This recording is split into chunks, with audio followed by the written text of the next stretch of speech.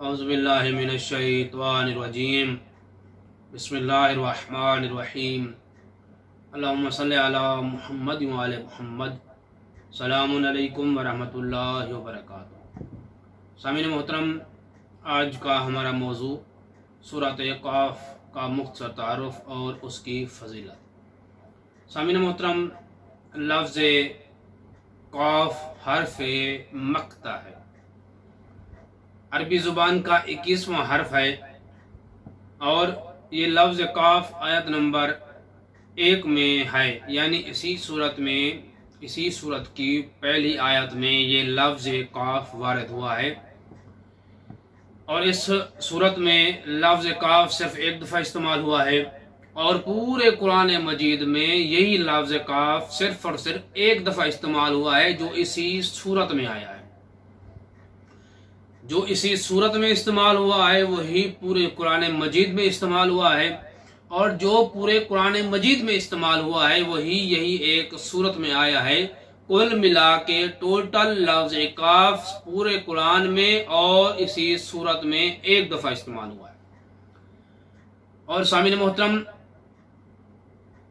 یہ صورت پارہ نمبر 26 میں ہے، اور اس کے ٹوٹل رکوع 3 ہیں۔ پارہ نمبر 26 اور اس کے ٹوٹل رکوع 3 ہیں، اور اس کی جو آیات ہیں، اس سورۃ قاف کی ٹوٹل آیات 45 ہیں، اور اس سورت میں جو کلمات استعمال ہوئے ہیں وہ 373 کلمات استعمال ہوئے ہیں اسی سورت میں۔ اور سامعین محترم، اگر حروف کی بات کی جائے کہ اس سورت میں سورۃ قاف میں کتنے حروف استعمال ہوئے ہیں، تو حروف کی تعداد 1507 ہے، یعنی 1507 حروف اس صورت میں استعمال ہوئے ہیں۔ اور سامعین محترم، اس صورت میں لفظ اللہ صرف ایک دفعہ استعمال ہوا ہے۔ قرآنی صورتوں کے تعارف میں سورۃ قاف میں لفظ اللہ صرف ایک دفعہ استعمال ہوا ہے۔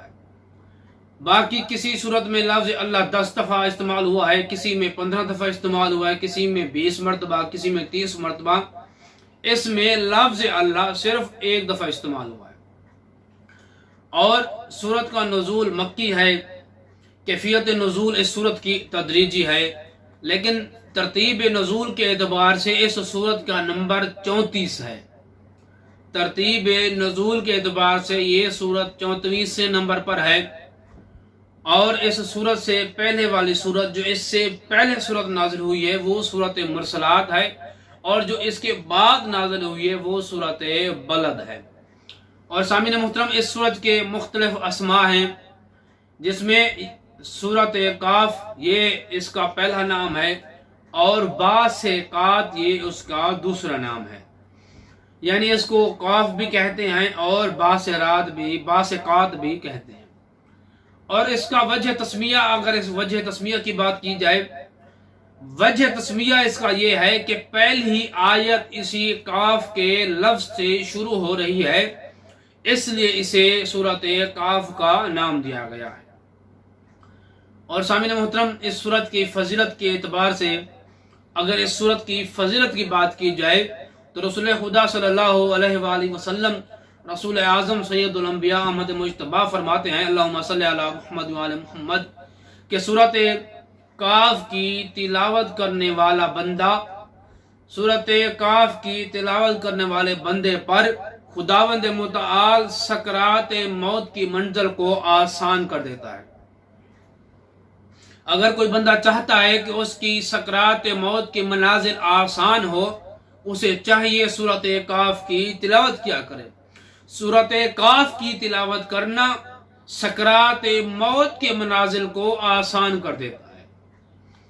سامعین محترم، یہ حدیث قرآنی صورتوں کا تعارف صفحہ نمبر 122 میں، اور کتاب مجموع البیان جلد نمبر 9 اور صفحہ نمبر 233 پر موجود ہے۔ دعا ہے اللہ علیہ محمد کے صدقے ہمیں صحیح معنوں میں قرآن شریف کو پڑھنے، سمجھنے اور عمل کرنے کی توفیق عطا فرمائے۔ ہمارے اور ہمارے والدین کے صغیرہ کبیرہ گناہ معاف۔ جتنے بھی مومن و مومنات اس جہان فانی سے کوچ کر گئے ہیں، مالک ان کو کروٹ و جنت نصیب فرمائے۔ جو مقروض ہیں ان کا قرض غیب سے ادا فرمائے۔ جو تنگ دست ہیں ان کی تنگ دستیں دور فرمائے۔ سب سے پہلی، سب سے آخری اور سب سے بڑی دعا ہے اللہ آل محمد کے صدقے یوسف زہرا کے ظہور میں تاجیل عطا فرما۔ اللہم صلی علی محمد و آل محمد واجل فرجا قیم آل محمد۔